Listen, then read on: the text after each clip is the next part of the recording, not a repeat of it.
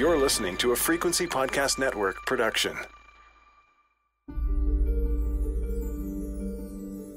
In the summer of 2022, you really can't go anywhere in Port Alberni without seeing Amber Manthorn's bright pink missing person poster. In this area yesterday. Friends of Amber Manthorn are searching desperately everywhere they can think of, scouring logging roads, trails, Drop-offs, cliffs. and poring over waters for the vibrant Port Alberni woman who suddenly vanished on July 7th and who has now been missing. Amber's Army, as they call themselves, have done an incredible job papering this town with posters, with their friend's lovely smiling picture on it. And yet, Amber, her image so pervasive in this town, remains missing. At the time of publishing, it's been almost exactly a month since Amber was last seen alive. I'm Laura Palmer, and you're listening to Finding Amber, Island Crime Season 4.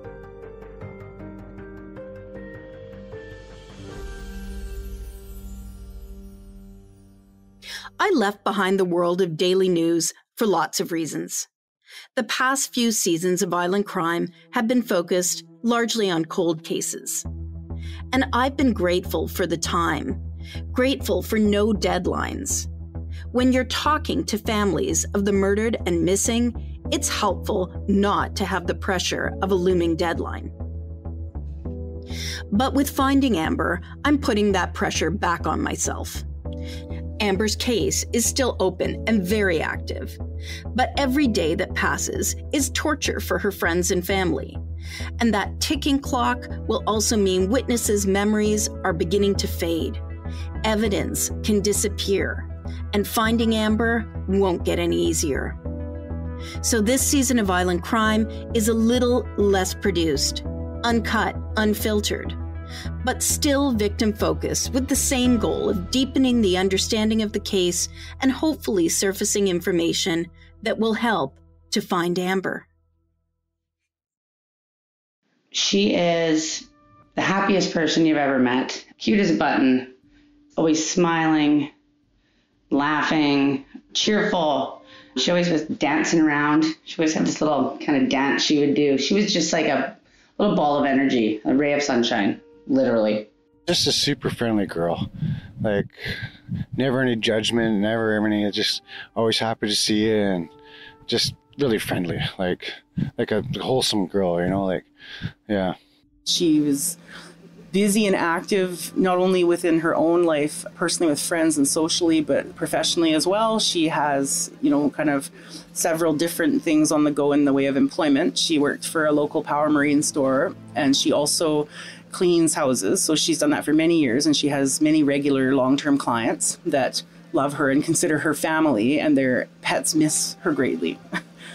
Really happy and outgoing, and had a lot of close friends too. Like, I remember her core group of friends, like she was friends with those same people like right through junior high and high school. I'd say bubbly. If you can summarize it, she has this kind of bubbly personality, right?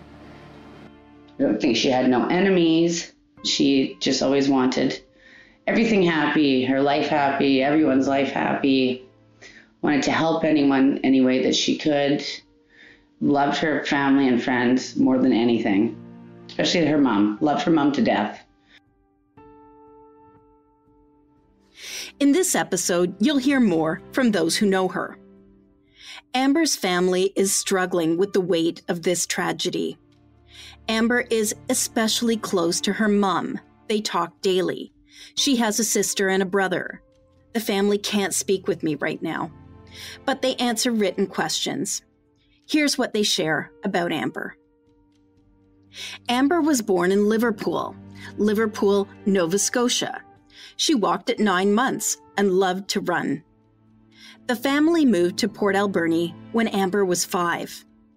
Walt and Lorraine, Amber's parents, had come here after spending time on the West Coast.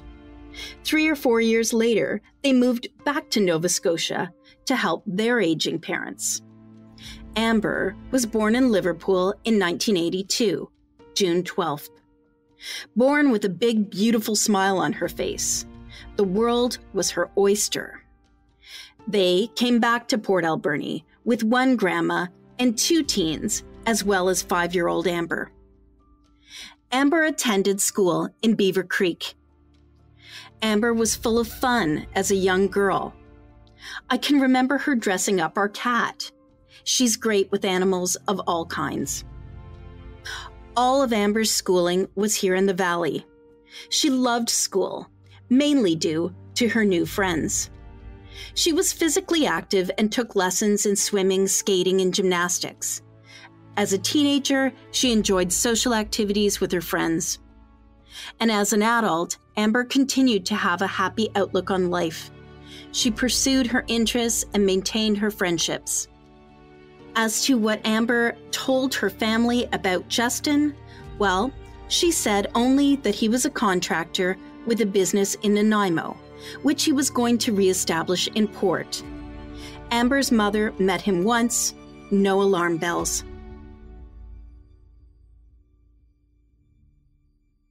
Many of Amber's friends are also still too shaky to talk, but they send me notes and answer questions. Susan, a family friend from Nova Scotia, recalls how inquisitive Amber was as a child and how her dad just worshipped her. She remembers what a happy-go-lucky little girl Amber was. Other friends fill in the gaps.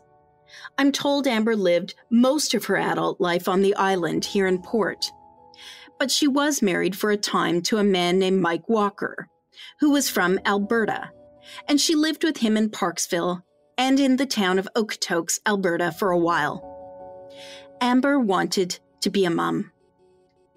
But when the relationship fell apart, she moved back to Port to be close to her own mother. In one of the local TV stories I watch, I hear a man out searching for Amber refer to her as Chip. It turns out there were 2 Chips.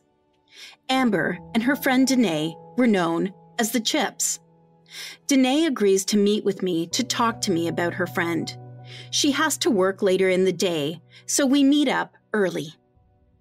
Danae lives in a lovely wooden home on a rural property not too far from the lake where Amber lives for the last decade. Nice yard. I don't really know what to say. I think I've got pretty good levels for you, so we are good to go. If you want to start by just telling me your name and what your relationship is with Amber. Okay, my name is Danae, and Amber and I think first became friends 1987, probably, and became really close about 20 years ago. Like, I'm attached to the hip. Did everything together. We had the same nickname. Everyone called us both the Chips. So she was Chip, I was Chip. We'd do everything together. We wore matching outfits. Yeah, it's really hard not having her around right now. Our friendship goes like our whole entire life, pretty much. Tell me about the Chip thing. What is that? We went to sleep one night. I think we were probably about 20 years old or so, eating a bag of chips. And we woke up in the morning and she opened her eyes and looked at me and she starts pointing and she's going, "Chips." And I open my eyes and look at her and I'm like, "Chips." We had chips stuck all over our faces. So from that it stuck. So we called each other Chips. Okay, got it. So for people who don't know her and maybe have never even seen her missing poster, just talk to me a little bit about her. She is the happiest person you've ever met. Cute as a button, always smiling, laughing, cheerful. She always was dancing around. She always had this little kind of dance she would do. She was just like a little ball of energy, a ray of sunshine, literally. I don't think she had no enemies. She just always wanted everything happy, her life happy, everyone's life happy.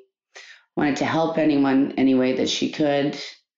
Loved her family and friends more than anything, especially her mom. Loved her mom to death. Well, everyone. Yeah, just the happiest person. So cheerful, caring, loved animals. Yeah, everything wonderful. It is Amber in a person. Completely.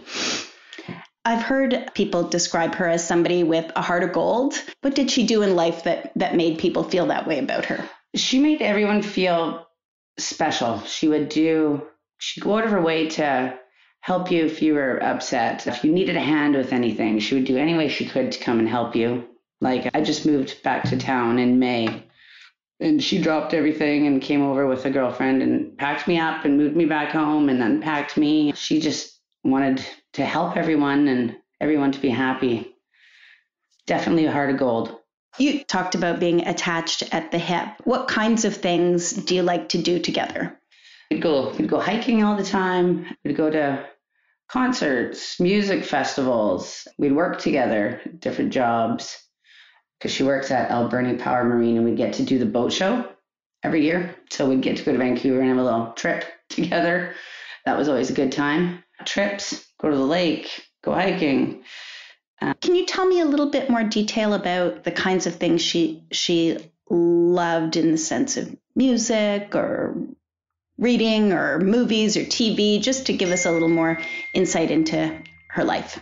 She liked music she could dance to or upbeat kind of things. She really liked watching, like, we'd always watch like Jersey Shore.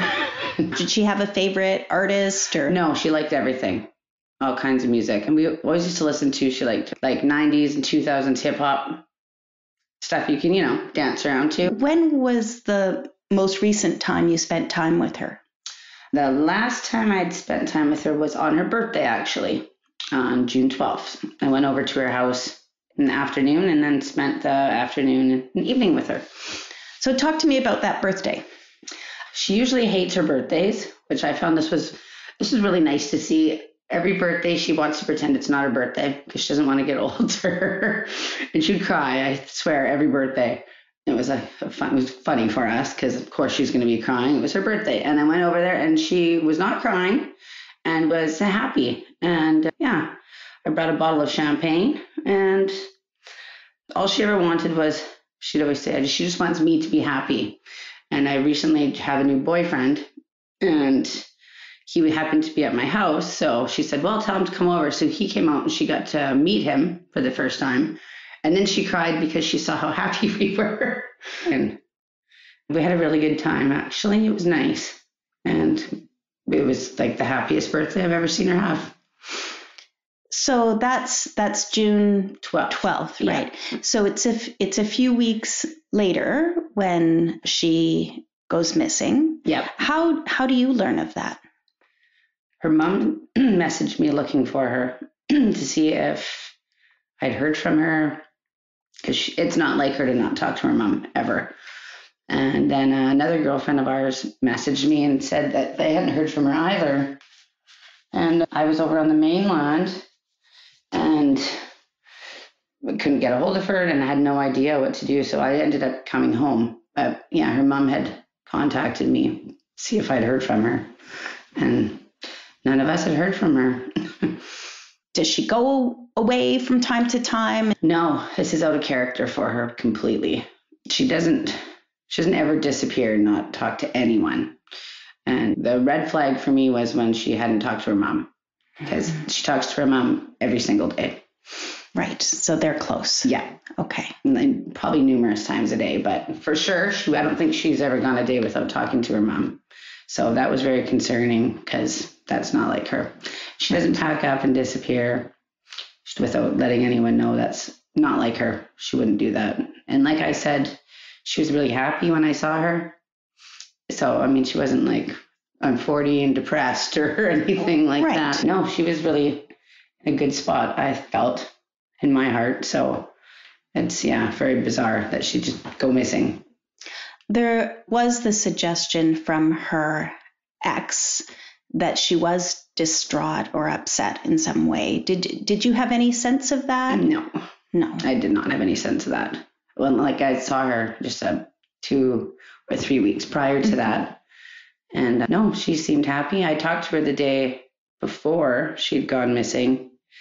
So I told her I was going over to Vancouver to go see my boyfriend. And she was like, oh, great, have fun, totally being herself. It didn't seem off. So that was the day before she went missing. Yeah. Okay.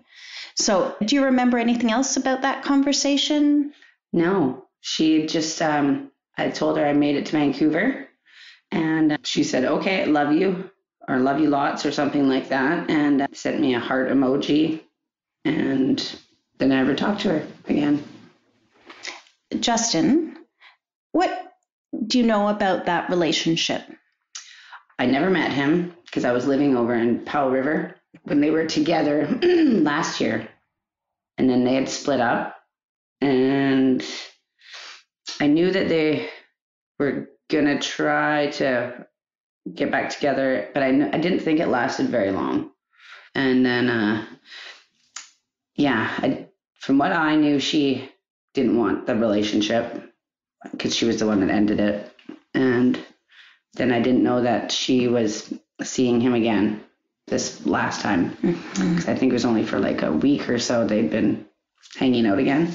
Right. And I didn't know anything of it. So did she talk about him or no? Okay. She kept it kind of hush. So not sure why, or lots of unanswered questions. I don't know. So that initial report when they were both missing, what were you thinking at that point? Right away, I just felt something bad had happened. That was just my gut feeling. Because, like she wouldn't run away. She wouldn't disappear. That was my first thought. Right. Still is my thought. What have those weeks been like for you? What have you been doing? How are you coping? The first week, it was just a blur. It was like living the same day over and over again of every emotion, hurt, anger, my heart ripped out, like scared, everything that would be awful and negative feeling. And it was just living that every day. I'd wake up, and then as soon as it would get dark, I would just be a sobbing mess because I knew another day has gone by, that we had no answers. Slowly, it's not getting easier, but it's getting easier to cope with just day to day doing things. But just wanting answers, knowing all these people have been helping is so wonderful. That has really helped get me through it every day, like in all the people searching, and that really, really helped me a lot. Knowing how many people cared, it's a really good feeling, and it's amazing because she should be loved and cared for that much. Knowing something bad has happened or what has happened it's awful not knowing any answers. It really is. It takes a lot out of you. It consumes your head all day. Yeah. It hasn't been very nice. What kinds of things did she want to do with her life? She wanted to, we used to say we were going to share a baby. One of us would have one and we'll just share it. She just wanted to be happy, have a wonderful partner that she could share her life with, travel somewhere sunny all the time. She likes the sun. She just wanted to be loved and happy, have someone to love and care for, and have a dog. Nothing over the top. Justin, in some of his communications, has talked about a concern that she could be with bad people or the wrong people or something like that. Do you have any sense of that in her life? No, not at all. The kind of people that he would be implying that she would be with, she would never be with.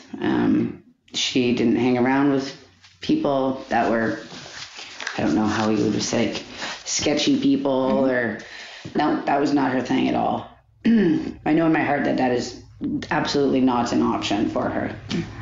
The kind of person she is, no, that's not her. Not at all. So I don't know who he's trying to fool or what, but anyone that knows her knows that would not be an option for her to go do that. She would never. And to pick doing something like that and going with sketchy bad people and putting her friends and family, especially her mother, through this hell, she would never do that. No. As you're sitting here, anything about your friend you want to make sure gets said? Anything that I haven't asked that you think is important to talk about? I just want want justice, and I want to know where she is. You know, if it's the worst or not. We need closure in our lives, and her family needs answers. Like, somebody knows something. There is someone out there that knows something, and if they had any piece of decency in them, I would really want some kind of answers, an anonymous tip, anything to help. Right. Because, yeah, she deserves that. I think that's all I have to say.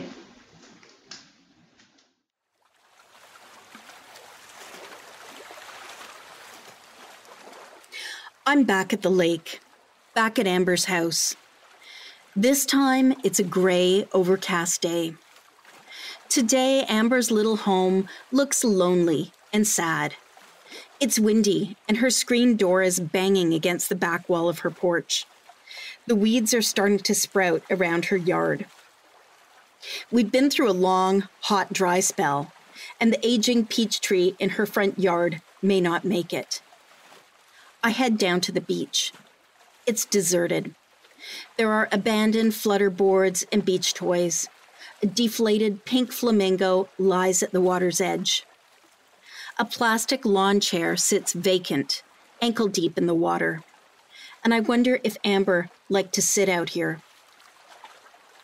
In a Facebook post before she vanished, Amber wrote about her love for the lake in a note festooned with heart emojis. Great Central Lake. It's 10 years this month I've been blessed to call this place my home. I'm beyond thankful to not only be surrounded by its beauty, but more so the people that have come with it. I love you all. Way too many people to name, but you all know who you are. I'm meeting with another friend of Amber's down at the lake today. Mike is a diver and has also been out at the lake searching for Amber. He's been diving for work this morning, and when he pulls up in his truck, he looks tired and sad.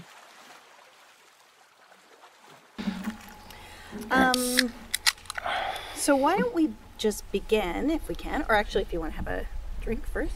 Something. It's beer o'clock somewhere. Yeah. Yes, it is. Mm-hmm. If we could just begin by having you say your name and what your connection is with Amber. My name is Mike Shignitz. I've known Amber for at least 20 years. She was a good friend of mine's roommate back in the day, and just became friends, and just really cool. You know what? I'm going to stop you. It is getting too windy. Oh, okay. So are you okay sitting in my car? Oh, yeah. Yeah? Okay. Doors open so you can get some air blowing through. Okay, so we're still rolling there. I'm sorry, I am going to just start from the top again. Yep. My name is Mike Shignitz. Connection with Amber's. I was seeing a girl years ago, and she was a roommate of hers, and she's a creeker like myself, so we always just kind of kept in contact and see each other once in a while. It's always a friendly little visit, and yeah, she's a really, really wholesome, nice girl. And so for people who don't know Amber, how would you describe her to somebody who's never met her before? Really bubbly, really friendly, wholesome, just not judgmental, not like stuck up or self-centered, just nice, genuine girl. Right, okay. Yeah. And so that you said was 20 odd years ago, but you've stayed in touch over the years? Yeah, actually just last year, because I run a firewood company too. She bought some firewood off me out here. Right. Yeah. Okay. That's when I first met Justin. Okay. Well, I do want to ask you about that as well. Yeah. But I guess how then did you find out that Amber was in trouble, that she was missing? Well, I saw when it first happened, saw a thing on Facebook said Amber Mathron is missing, and then I saw I went on to her because I have her on my friend on Facebook, and so I went on Messenger, and it said that she was on. There must have been just police or whoever on it, but so like, Amber, I heard you went missing. What's going on? Like, and no reply. So then I started talking with a couple other friends, and then it kind of got publicized. And then my friend Courtney Gill, she says, "Are you diving still?" Because they're looking for divers. So then I organized a dive team and a crew and a boat and came on out. So tell me about that. At what point in all of this are you out there searching for Amber? It was just right at the beginning when it all went down, because she lived here at Great Central Lake. So, and I dive out here for other places doing water pumps and flotation. So I'm familiar with the lake and the spots that are shallow and where things go. So this podcast, there will be people listening who aren't at all familiar with this lake. Can you just tell me a little bit about the lake? Describe it for people. It's like, I believe it's 40 kilometers long or 25 kilometers long. I used to do the charter company out to bring the Della Falls hikers out, because you start from here, you go take a water taxi down to the end of the lake, and there's a trailhead up to Della Falls. It's I think the second highest waterfall in North America, or BC, or anywhere around here. So yeah. So it's a really deep lake. I think it's one of the second deepest lakes in BC. What else? It's really straight, really deep. Right. And it looks to me like there's lots of this lake that there's, no houses, no cabins, nothing on. Is it populated, well populated? Or? Well, when I first started doing the charters out there, there was a few float cabins out here. Like, can you buy kind of like a shore lease? It's all owned by forest companies out here and First Nations. Okay. Yeah, so there's float cabins all down. There's no structures on the land. It's all float cabins. So, and I'm not too sure how many there are now, but when I first started, there's like under 20 now. There's over 50. Okay. Yeah. But it's still, it's kind of a cloudy day. There's not many people out there. Does it ever get particularly busy out there? Yeah, on the weekends, because Sprout Lake gets so full of people. So this is kind of because you can go down here and there's so many nice little beaches all the way down, and there's lots of lake to use. So people can go and have spots and have them all to themselves. So it does get busier out here. Yeah. So the weekend or I don't know if it is the weekend, when you're first searching for Amber, just describe what happens. Do you have a boat, or are you going out on somebody's boat? Yeah, a friend of mine, the commercial diver, Steve Sear, he's just bought a big landing craft, which has the front end that comes down, so it's really easy to get out of and into when you're diving. And he organized. He had two other divers too, so we all got together and went there was a dam there in the Boot Lagoon, and just did a perimeter search of the whole area. And so we're sitting now just 30 feet, I guess, from Amber's house and the docks here. So how far away is that? Oh, it's just to the right, so just basically right around the corner. It's like the water flows in there, goes into the Stamp River, and then Spurt River comes into that. It's from Amber's place. It's probably 50 yards. Okay. Yeah. And you started there because? Well, it's just because that's where our house is, and the lake's too deep to search. You can't go down to, and it's higher than sea level, so it messes with your dive tables. But so we just started off there because the water flows that way, so thought if anything was there. Yeah. Is it cold? Is the water cold? It's not too bad unless you go deep. Once you you go down 15 feet, then it gets really cold because it comes in off the glaciers and all from the snowpack. So it gets recycled quite a bit, but it's just the water doesn't get warm. It's just like the top 20 feet is pretty warm. So when you're diving, you're going deeper, or what? Yeah, but we just dove in the just on the bridge, the river out towards the dam. It goes down to the Somas, and it's about, I think we went down about 30 feet or so in the deepest spot. What's it like down there? Lots of big rocks. There's a big it's a lot of like shale, shale kind of edges and cliffs, and there's big tree stumps down there, and yeah. Is it hard to see? No, it's because it's pretty clear. It's all fresh water, so, and there's not a lot of mud or anything there. It's all mainly just gravel and big stones. So you do work as a commercial diver. Yeah. Typically, like, what kinds of things are you doing? Like say just today, I replaced some zincs on a big fish boat, scraped off some barnacles. Right now, because the gill netting's open there, I take a few nets out of the props, and for the tug companies too, same with them. If they get ropes in their prop, or if they sink a boom boat, I go down and get it. And have you ever looked for someone before? I have not. No, this is the first time. Right. And kind of hard because it was a friend of mine, so it was. Yeah. So yeah. What is that like? I can't imagine how hard that would be. It's something you can't really like fathom at the time. It's like when I go diving, I'm always looking for something, but it's just like when I was diving at the time, I'm just like, oh my God, I'm looking for one of my friends. I'm not just looking for someone's tools they dropped or a boat they sunk. It was hard. And so. Was there, I guess, in some ways, some relief when you didn't find her? Or?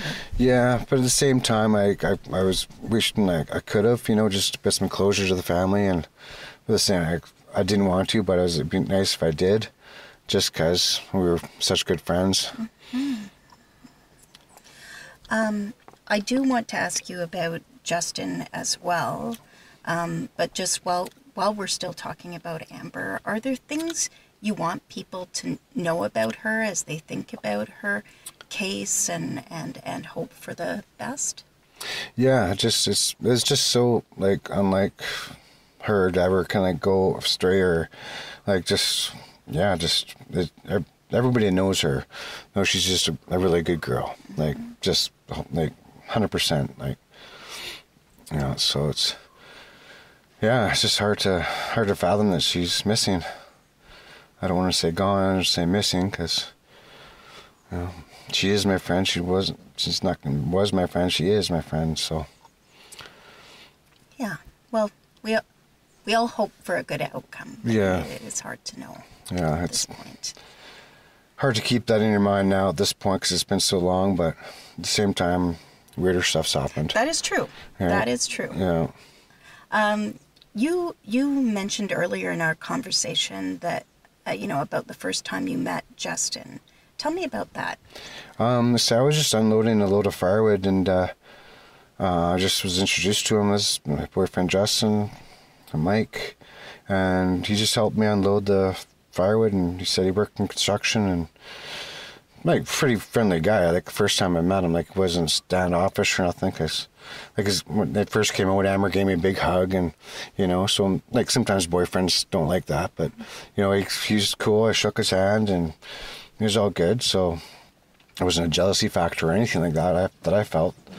So and he helped me. We kind of BS'd while we unloaded the truck of firewood, and then he thanked me, and Amber thanked me, and I carried on.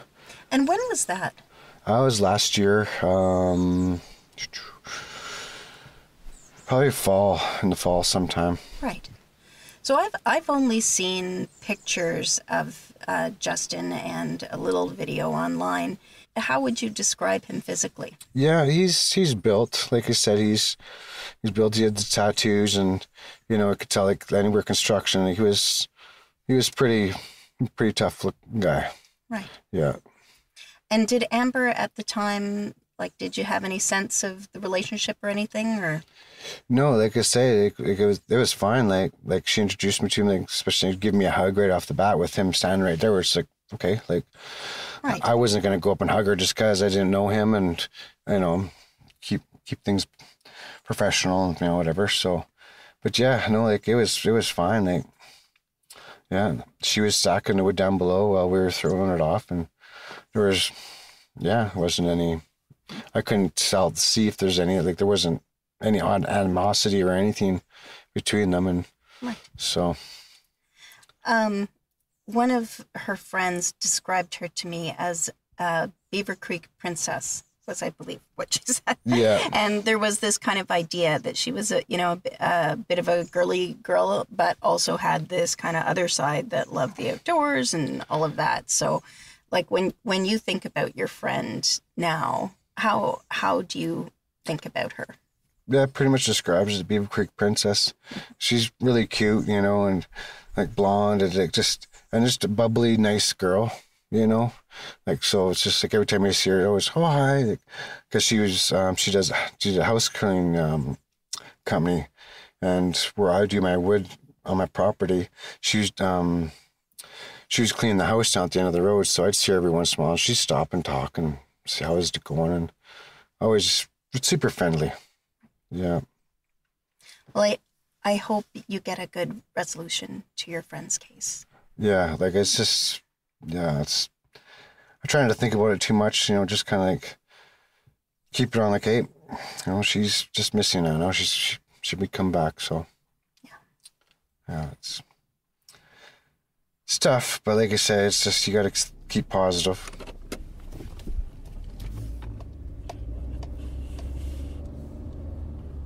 Ken Watts is also a friend of Amber's. He's known her since school. Ken's Indigenous name is Wamish. He's the chief of the Shot Band, one of 14 nations that make up the Nuu-chah-nulth people of Western Vancouver Island. I meet with him on their traditional territory, at their office on the banks of the Somas River. He's a young chief, energetic looking. He's a busy guy. As I sit waiting to speak with him, people keep stopping to ask him questions or fill him in on something. But he's generous with his time with me, and we head outside by the river to talk about Amber. First Nation. I was a former classmate or peer of Amber. We went to school since I was in grade 7, I think, at Alberni A.W. Neal School here. It was middle school. There were junior high at that time, and right up until I graduated, we went to school together. So I've known her since I was 13 years old, and always stayed in touch through social media, and always was a friend. We hung out numerous times in high school, and so when we found things happen, we just, as not just me as an individual and wanting to help out, I knew her connection to our store at Sishot Market, regular customer. That's actually, to be honest, that's where I've probably seen her the past 3 years, is always at Sishot Market, is where I'd bump into her. We'd talk on social media once in a while, and that's one way to stay in touch, but in person was always at Sishot Market, because she lives out at the lake at Great Central. I know she's connected to a lot of our community members too that I went to school with that are Sishot as well, and so when we found out, they asked to have an event at Sishot Market, and I thought it was a good kind of just coming together at first, and I think that kind of led to other, a lot of the other work that they've done as a team there and as community members. And Sishot Market's been really helpful too, and they've supported them and done whatever they can to do to support them, because they know she was a customer and she was like really bubbly and always happy to be there. So they're hopeful that we'll see her again. And I think as Sishot, we've done what we can to help out a lot on social media. That's kind of been our thing. We have a big, we have I think over 5,000 followers on our Facebook page. So whether you're Sishot or First Nations or not, there's a lot of people who follow our page, so we offered that right away. And we have a communications team who helped with some posters too to help create those, and I think the space through the Sishot Market for people to gather when they need to, I think we'll always provide that. It's a nice common space, and it's an easy to get to, and it's makes sense for a lot of people. Like I said, there's not just maybe a personal connection, but there's other Sishot that have a connection to her at the market or went to school with her the same time I did, and we want to support. And I always say it, in our culture, our hereditary chiefs are our Hutwith, or plural is Hutwaya. they have a responsibility to look after the territory, right? The land, the air, the water, the animals, and the people too. So we kind of feel like an obligation, even though they may not be citizens of our community. When things happen, we feel like it's our job to step up, especially at like emergency situations. We just step in and come and help out culturally, because we try to make sure spaces are safe and that they're cleansed or brushed or, taken care of in a good way. But I think for this case too, it just there's a connection to our community and our community members, and it's so close to home, like where she lives. I shouldn't say lived, where she lives at the Great Central. That, and I've said it before to the team there. If we can help out anymore, we're happy to. So. You mentioned you've known Amber for some time, yeah. Going back to when you were both teens, I guess, yeah. or early teens. Yeah. Can you talk to me about what you remember about her from that time in your lives? Yeah, I always remember hanging out at lunch times with her, and always like really bubbly, like always just happy, and she just had like a distinct voice too, and just like a distinct personality. But she was always like really friendly, like right from probably the first time I met her. Like, she was never mean to me or anybody I knew, like just always really kind. And it's kind of like the same thing people hear at the Sishop Market. You ask their staff, like, yeah, she was always really happy when she comes here, and they were pretty shocked, right? So same thing with me. That's what I remember is, growing up and going to school through those years, like always just friendly and just really happy and outgoing, and had a lot of close friends too. Like I remember her core group of friends, like she was friends with those same people, like right through junior high and high school. It was always the same people. Like she had a broader, group of friends, but like her core were the same for a long time. Like some of the people that you'll see helping, and I know a lot of them that weren't at the event at the Sishop Market, the first one, and I get that, because a lot of them they're still probably even now processing, like, what is going on? Like, is this real? Like, are we really looking for Amber? I'd say bubbly. If you could summarize it, she has this kind of bubbly personality, right? And just I wasn't able to be at that event. Mm-hmm. Can you tell me about it? I've seen some pictures, but yeah. What happened? So I know it was really just, like, we just need to gather, and we don't really know what we're going to gather about or what we're going to do. And, they kind of talked about next steps. I just offered our support. Like, if there's something we can do in space, even if it's just space, like if you need a place to gather, we can talk about other areas in our community that we can provide.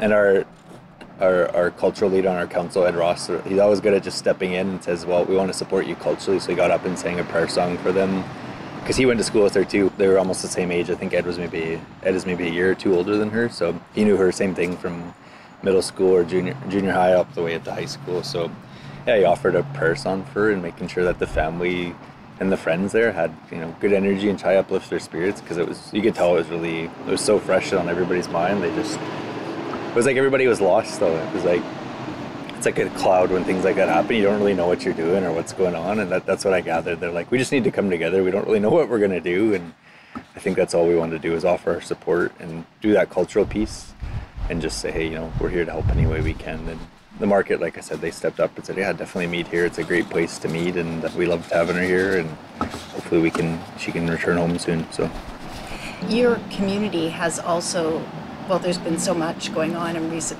months with the pandemic, but also, of course, with the residential schools. Amidst all of that, why was it important for you to extend yourselves, your resources in the community at that time? Yeah, I think, like I said, I feel like it's not just me personally or Ed personally on council. It's the whole territory here. Like, I feel like we're coming to a point where we need to just step up when we need to step up when it's in our territory, and whether they're a community member or not, or they're a visitor, just supporting where we can. And I think that's our job. It's, when people say we have to look after the land, it's not just the land, but it's our visitors that pass through, right? It's like, even I share highways, like we make recommendations to highways. It's not always just for Sishop members. We want to help make sure that this is a safe place for everybody when they come here and visit, or they live here, play here, whatever it may be. I think it's just like this obligation that we've always had, and now we're trying to adapt to modern life, right? Like this isn't the way things were back in the day, right? We didn't have trucks roaming by from all over the country passing through, but we've always felt an obligation to look after the territory and everything within it. And so we're just trying to get back to that in a modern context and adapting to it, right? So like I said, I think we'll continue to support, especially when incidents happen with individuals in our territory. even if it's just coming and providing a song or providing a prayer to somebody or providing cleansing or a brushing of an area of things that happen, it's like it's part of that obligation of our chiefs to do, and it's our job as council and staff here at the office just to support them. But it's ultimately it's our hereditary chief's responsibility to look after uathluk, they call it, taking care of, and we call it hahothli, which again it's not just land, but it's like everything within it, from point A to point B, and everything within it and below it and above it, right? So I think that's all we're doing, is really just reclaiming what our responsibility already was. We're doing the best we can with what we have. It's my sense here in Port Alberni, and I am a relative newcomer, that sometimes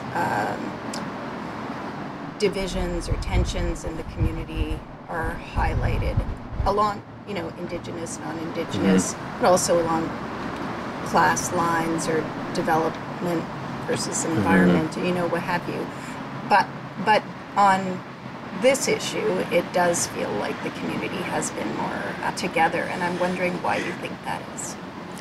I think maybe that's just human nature, is we go through these challenges like a pandemic and like burials and unmarked graves at residential schools, and people just naturally come together and support one another. And I think when incidents like Amber going missing happen, it's like one of those things where people don't think it's going to happen here. Like, oh, that'll never happen in our little town here. That's not. And so when it happens, it's like, hey, we need to come together. It doesn't matter who you are or where you come from or how old you are or what family you come from or what region of Port Alberni, like you just come and help out, right? And I think that's what's been awesome to see, is all the different people from all over helping, like even the people on, the same thing that are connected to Amber through the quads and ATVs and things, like they're going out and doing what they can to help. I think the pandemic probably had a lot to do with that. It's like, we appreciate life a lot more now because we've been locked up for 2 years, and when something happens, we all just step in and help out any way we can. And I think it's only going to get stronger too. Like the outpour of support in our community since the findings at Tecumloops, it's just increased our support. I say Indigenous people are supported right now more than ever in our history. People are like, hey, the average Canadian is like, what can I do to help? Like, no one should have had to find unmarked graves in their community at schools. There's no place for cemeteries at elementary schools, right? So I think it's the world's changing, and I hope it continues to get better, because there's a lot of other hate out there in the world, and we don't need any of that, right? So I think it's awesome to see people at Port Alberni come together. Like all those people that are volunteering their time and helping out, right? It's like, I think I'll share with them again, like if there's anything we can do to help out, we will, but I think it's awesome the amount of people that just have pitched in and have looked all over, right? Like I see the maps and the grids and the areas people have gone and searched. Like that's amazing, because it's, especially on the ATVs and things like that, the people that are in the back trails, like fuel's not cheap these days to travel, but people are just willing to do what they need to do to make sure she's found and she comes back home. And I know it's tough for a lot of people too. Like I think when missing persons or things like this happen, it's tough to go to the worst case scenario, but when you try to put out the good energy that she's going to come home. And so I try not to talk about it like the past tense, like she's gone, because I think she's still here, and I believe she will come home. And that's the biggest piece, right, is encouraging people to put out the good energy that she's going to come home and she'll be safe and sound. It's really easy to get caught up in the telling yourself the bad tapes of what may happen, but I think try to stay positive. Amber is so well loved by so many. I'm beginning to understand why the town of Port Alberni is so determined to find Amber. While her disappearance is certainly out of character, it may not be a crime. Anyone who may have information and has not already spoken with police is asked to contact the Port Alberni RCMP at 250-723-2424. And if you want to help support Amber's friends, you can join them on Facebook through the group Finding Amber Manthorn. I'm Laura Palmer, and this is Island Crime Season 4, Finding Amber.